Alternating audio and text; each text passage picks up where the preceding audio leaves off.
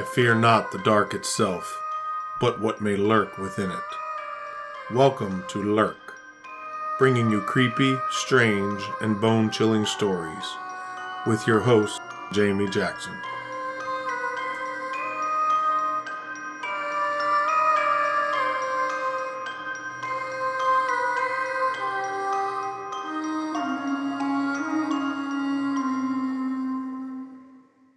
Hey lurkers, welcome to this week's episode.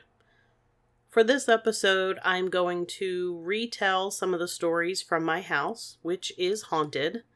I know I covered it in episode 11, but that was like 2 years ago.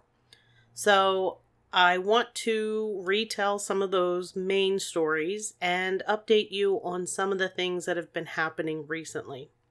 Things have kind of escalated in a way.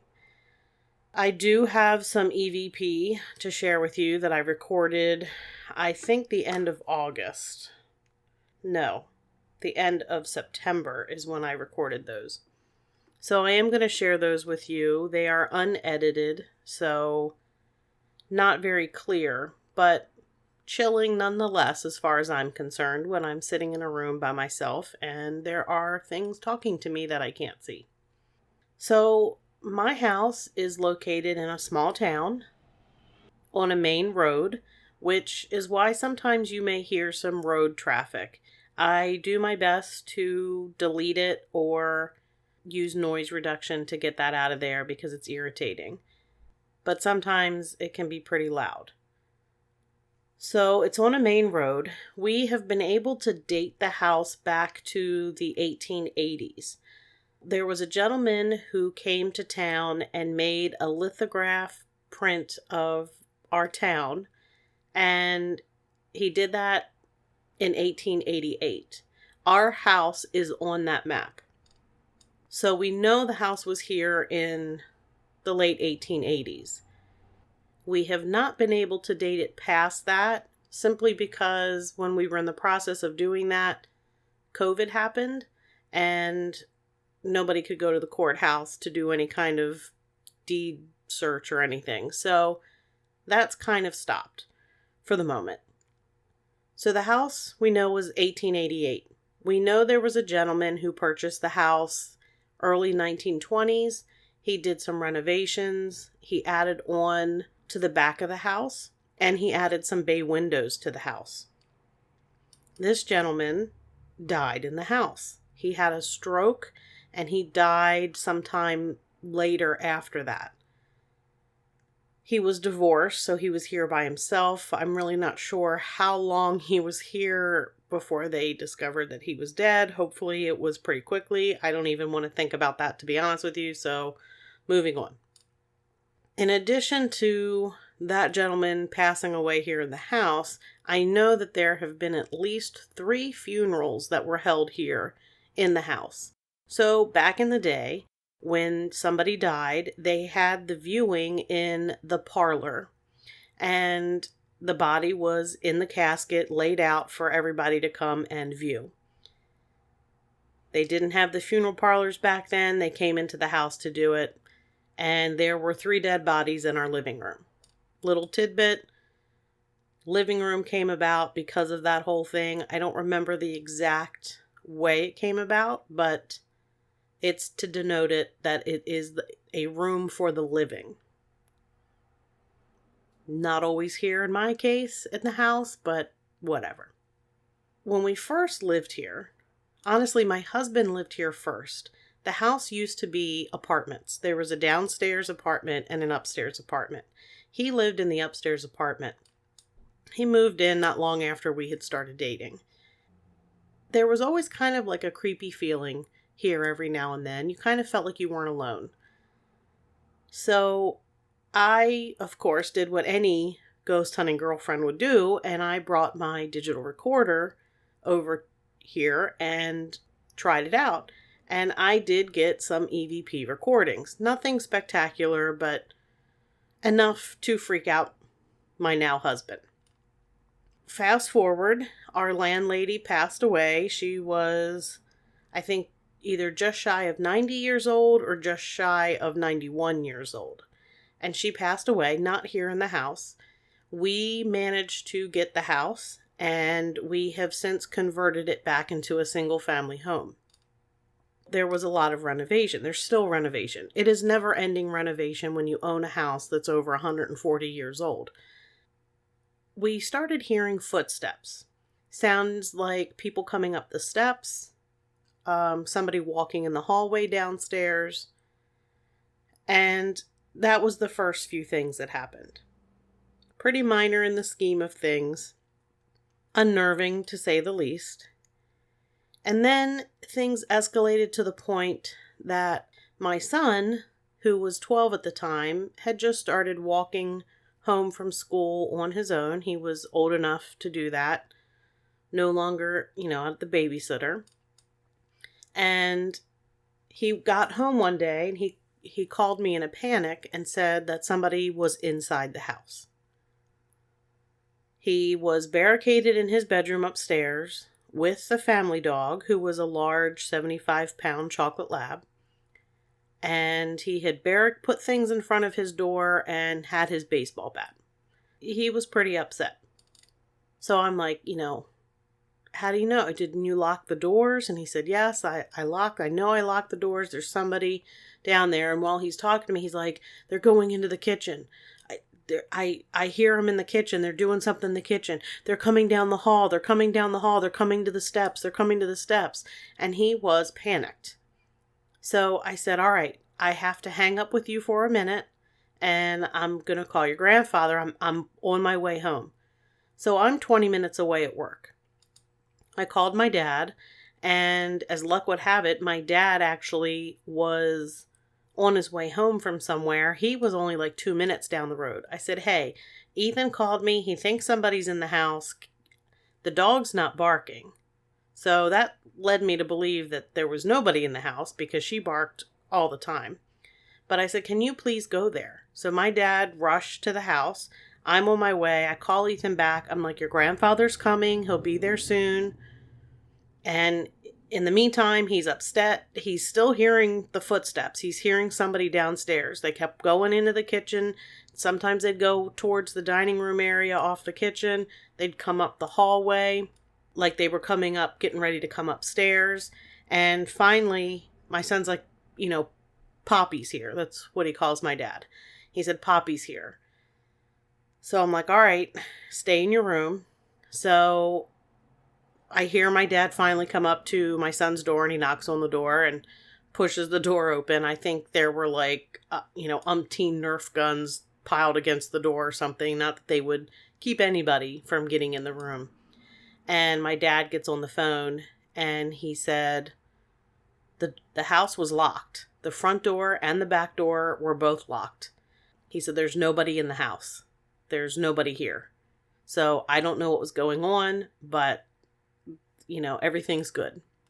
So I get home shortly after. My dad waited with him. And that was the first time that it seemed to really freak out my son, at least. It freaked me out. I was upset because at first I thought there was actually a person there, but he was beside himself. After that, one of the other things that happened to my husband, which is kind of humorous because he's very skeptical of everything here. He's gotten a little bit better about that as he's experienced things. Every now and then he'll kind of give me a look or whatever when I talk about something. But for the most part, he has moved into the believer category. So it was a summer day. And just so you know, before we get into this little story, my husband is an HVAC technician. He installs and repairs heating and air conditioning. That's important to know.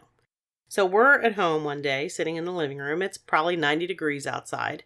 And this is in the time before there was central air downstairs. The only thing we had downstairs was the furnace. We only had heat.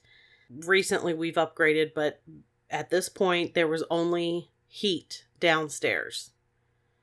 So we're sitting there, 90 plus degree weather in the summer, and the furnace blower turns on for no reason.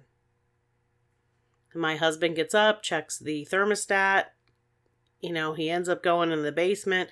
It shuts off. It's never done it since. He has no explanation for why it would do that. He asked other friends, co-workers in the business. Nobody had an explanation. And we've never experienced it since. But I was happy that he experienced something he couldn't explain, because it kind of pushed him towards the believer side of things. We've also, the lights have flickered. Now, the electricity was upgraded in the downstairs part of the house. That still had knob and tube electricity. So that was all replaced when we first got the house. The windows were replaced. The knob and tube wiring was replaced. So the electricity is up to date. And every now and then we would have issues with new lights. My husband blames the light bulbs. I don't know. There's a meme out there that says, when you have an old house, blame the ghost. It's easier to blame the ghost than to think about the really expensive repair that your house needs. That's kind of what I do. I would rather be like, oh yeah, totally the ghosts.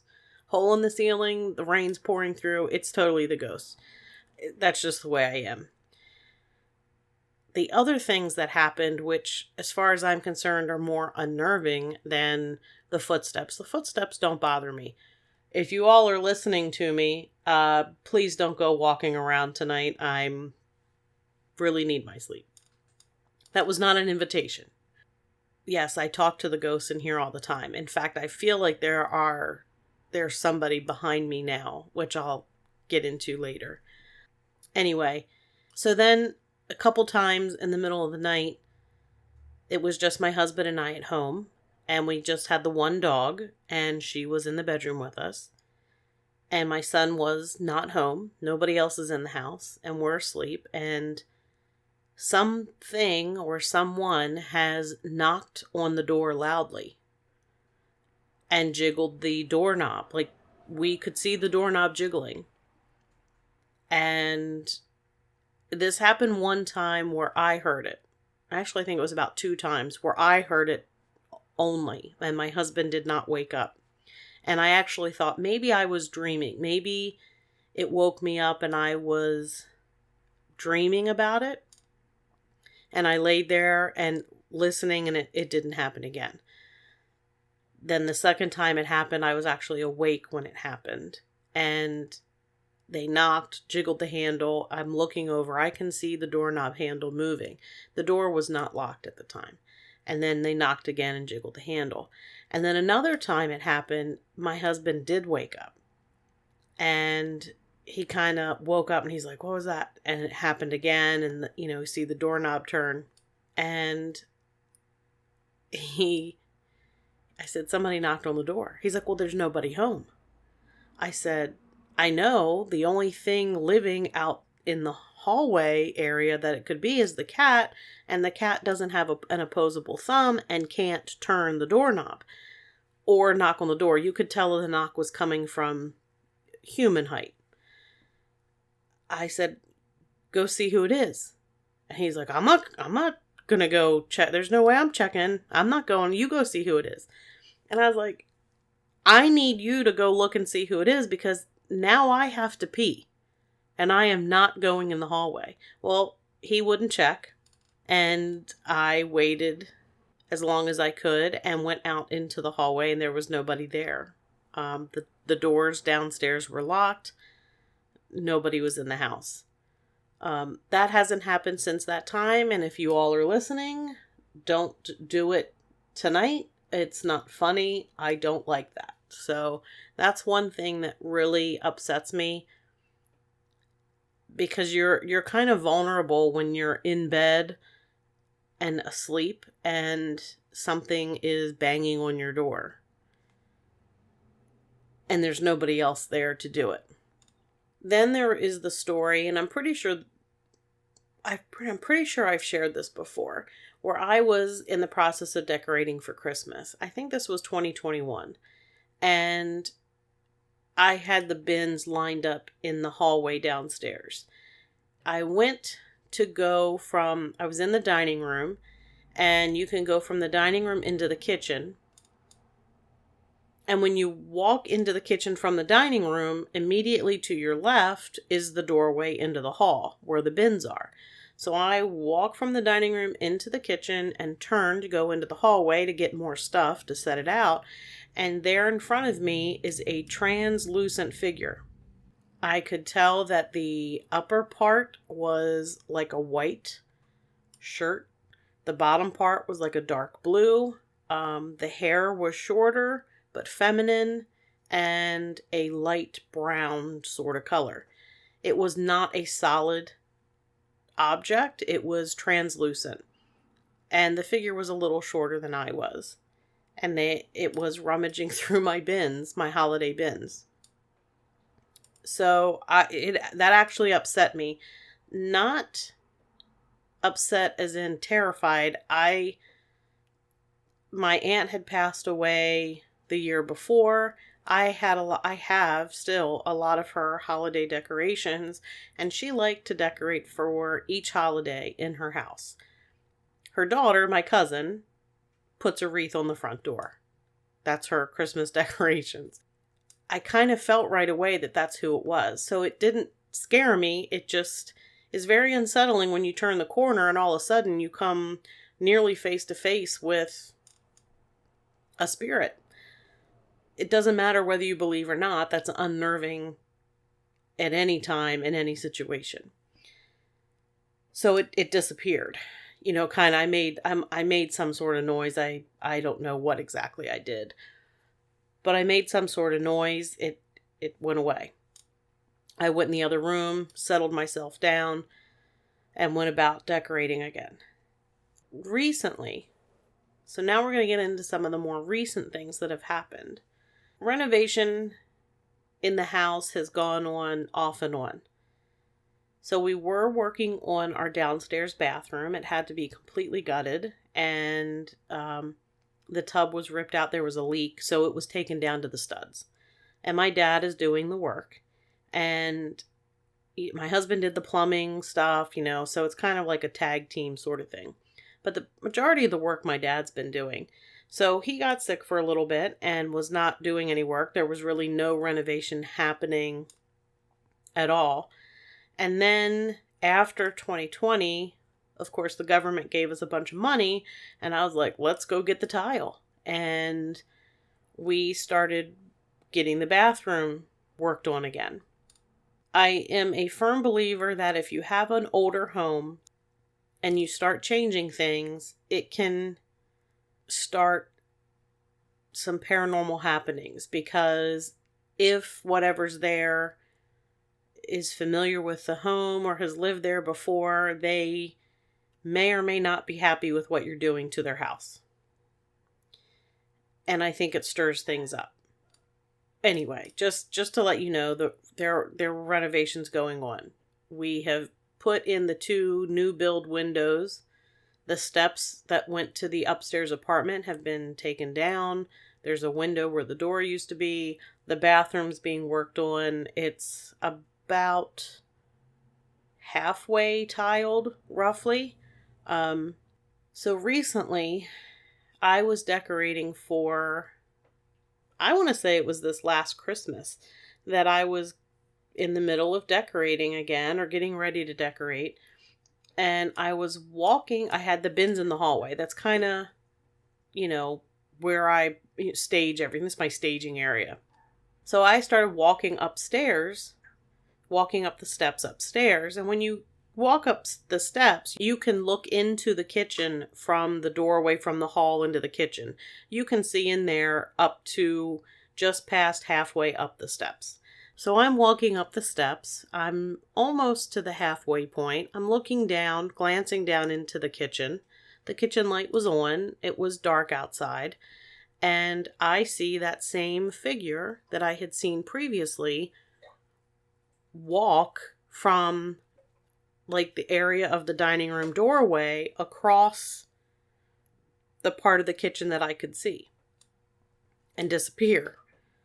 The only thing over there on that side, it moved from right to left. The only thing on that left-hand side is the door to the basement. Nobody goes in the basement.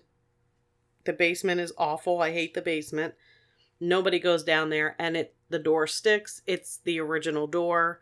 It sticks. You have to pull it open. There's like a funky latch on it. It makes a lot of noise. So I don't know where the figure went. Through the wall outside. I have no idea. It disappeared. But it was that same figure. I just was like, whatever.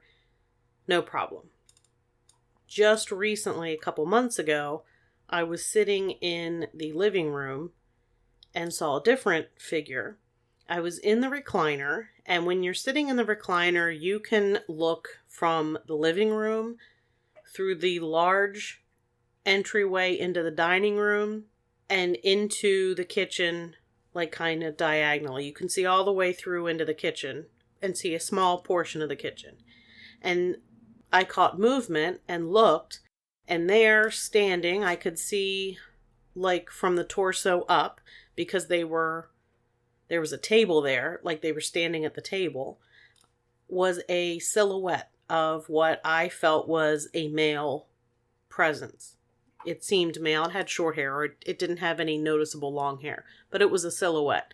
Kind of like a shadow person, but not with that negative feeling of a shadow person. I only mean that it was black, kind of, just a silhouette. In the meantime, and it disappeared. So I look at the couch, because next to me on my left is where our couch is. And our two dogs, Lucy and Angus, are sitting on the couch, staring intently into the dining room towards the kitchen, where I had just seen that figure. They are trying to figure out what's going on. When it disappeared, they both went running out to the kitchen and started sniffing the floor in the area where that figure would have been standing. So I know I'm not alone in seeing that. I know the dog saw that. And just a little side note, Angus, the bulldog, my ride or die in dog form, he growls at the steps often. There is nobody there, and he is growling. One time I thought it was the cat. The cat comes from the other direction. It's not the cat. He hackles up, staring at our steps, growling. And he does that every now and then. I really don't like it when he does it when I'm by myself, as far as no other humans in the house. It's unnerving. So we've had the revisitation of the Christmas figure, who has shown up for the last 2 Christmases in a row, hoping to see them again. Then we have the dark silhouette figure, which is the first time that's ever shown up.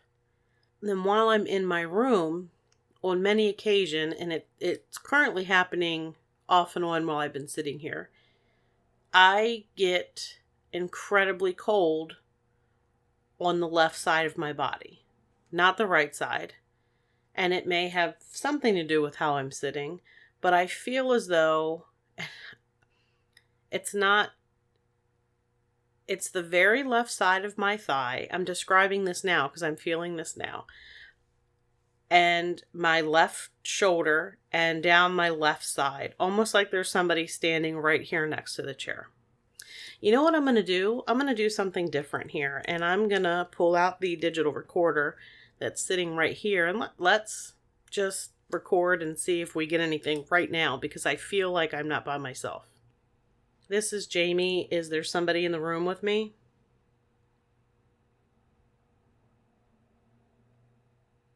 Would you mind saying something? I don't have that feeling anymore. Let's see if we got anything. I don't know that we did. This is Jamie. Is there somebody in the room with me? Would you mind saying something? I don't have that feeling anymore. Okay, guys. Sorry. I guess they did not want to talk to you. Anyway, I had a problem with my digital recorder a little while ago, and I had to completely reset it. So I wanted to see if it was working, and I turned it on. And I'm going to play that first one here for you. There's nothing here. It's just a demonstration to show you what happens when you do a recording and it doesn't pick anything up. This only records when it hears a sound to record. Kind of like the one I just did. You know that I took long pauses, but there was no pause in between my questions. So here's the first one. Anybody here with me? Nobody was there. So then here is the next recording. I feel like it's being So then I continued to record because, hey, why not, you know? You want to talk to me? Can you tell me your name? Are you the reason why I have chills up and down my back? Are you a relative? Are you touching my back? I don't know if you caught that, but I said, are you touching my back? And it seems like it's giving me an affirmative answer. I don't know yet. Like I said, none of these are edited. So here is the next one. I'm going to record one more time. Tell me your name. Are you male or female? I think you might have left. You notice the questions are like boom, boom, boom, one right after the other. But I didn't stop. Are you back? Are you done talking? Are you male? Are you female? Can you try to tell me your name again? You're behind me again, aren't you? Oh, are you touching my back? We're talking. So there you have it. That was what happened here in the office with the EVP. It definitely answered the questions that I was asking. I was feeling like somebody was touching my back. That is incredibly unnerving. However, it was during daylight hours. It was probably about 4 or 4:30 in the afternoon. I had come home from work and went straight to work on the recorder. It also seemed to try to give me its name. It affirmed it was touching my back. It seemed to allude that it was a relative or something. Again, I did forget to mention, I have a family heirloom. It was my great-great-grandmother's rocking chair here in this room. And after I brought it home, Kelly kindly said, hey, yeah, I always thought that was haunted. The rocking chair I have caught rocking when I've entered the room. I've caught it moving. It hasn't done it in a long time. This room is a mess right now, so maybe that has something to do with it. But most of the time I feel like I have family here surrounding me. One more thing I wanted to tell you about was I put out my Halloween decorations, and in the bathroom I have this little ghost figurine. It's 3 ghosts high, and you turn it on and it's motion censored. And I purchased it to annoy my husband and my son, which it did after the fact. But when I first put it up there, I'm going to play what it sounds like. And it's a video, which I will post online on social media, so you can see what I'm talking about. But I recorded this because of what happened. You can see in the video, it goes off because I'm standing there, and then I try to get it to go off again, and it takes a little bit. I have to actually get pretty close and wave my hand in front of it. So I'm going to get this clip ready.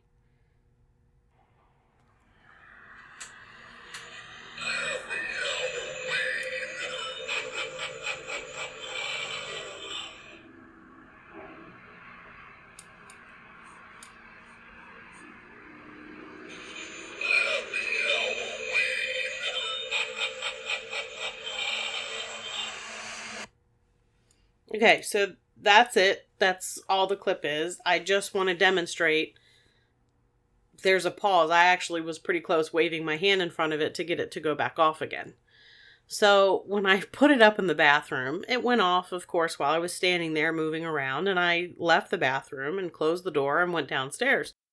And while I'm downstairs getting ready to put more Halloween decorations out around the house, this stupid thing starts going off continuously, constantly. There was no stopping. It was one right after the other.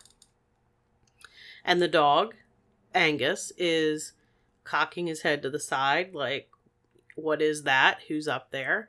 And I yell up the steps to knock it off. Knock it off. It's not funny, leave it alone. It stops. So then a few minutes later, it starts doing it again.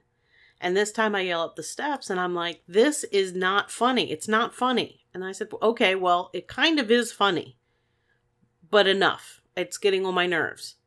And it stopped, and it hasn't done it since. It was on for a couple of days. It's turned off now because every time my husband and son went into the bathroom, it was going off and they really got irritated with me. So I turned it off until we have people over for Halloween. But it was on for 2 or 3 days before I turned it off, and it never did that again. It only went off when somebody was physically, a human who was alive was in front of the toilet or in front of that shelf. So those are some of the things that have happened here lately.